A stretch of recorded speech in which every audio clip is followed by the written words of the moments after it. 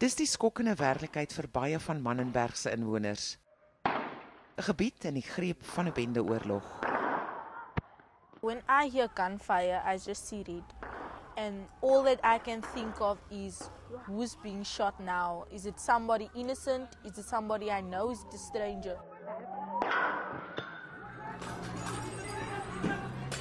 Inwoners wat nie hulle name genoem wil hê nie, het die selfoonbeeldmateriaal nie geheim uit hulle huise se vensters afgeneem.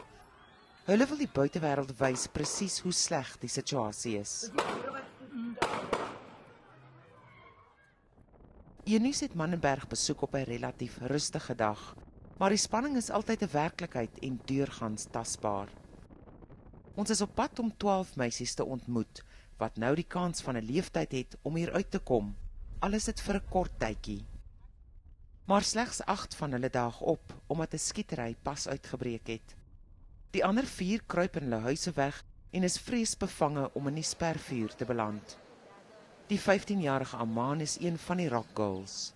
I don't live in the side where the violence is happening so much. I live in where it's kind of quiet, but at the back of us, and they shoot a lot, and there's a lot of violence.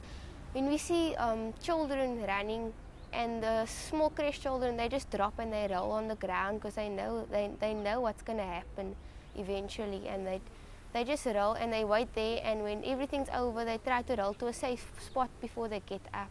So it's not nice. In Manenberg is die enigste voorspelbare ding die geweld. Dis om die rede dat Rock Girl 5 jaar gelede deur India Bed gestig is. Sy vergader elke week met die groep meisies en bied aan hulle 'n veilige plek om hulle verhale te vertel, nuwe vaardighede te leer en van hulle daaglikse trauma te herstel. They ask, do other girls have the same? Is it shooting? Are there shooting in other neighborhoods? They ask me, is there shooting where you are? They want to find out what it's like for other girls.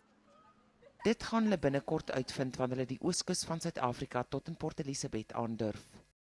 Hulle is as jeugverslaggewers opgelei en gaan meisies en vroue langs die pad ontmoet, onderhoude doen en foto's neem om ook hulle verhale te vertel. Wanneer hulle terugkom, gaan hulle internskappe doen sodat hulle verder bemagtig kan word om 'n positiewe impak by die huis te maak. I would actually like to change this area so it would be a better place and that it would be no one's wish to move out. How a community like this has transformed into a good community, that's what I would actually like to hear someday. Die Rock Girls hoop dat die reis nie net hulle lewens gaan verander nie, maar ook die van talle vroue wat hulle langs die pad ontmoet.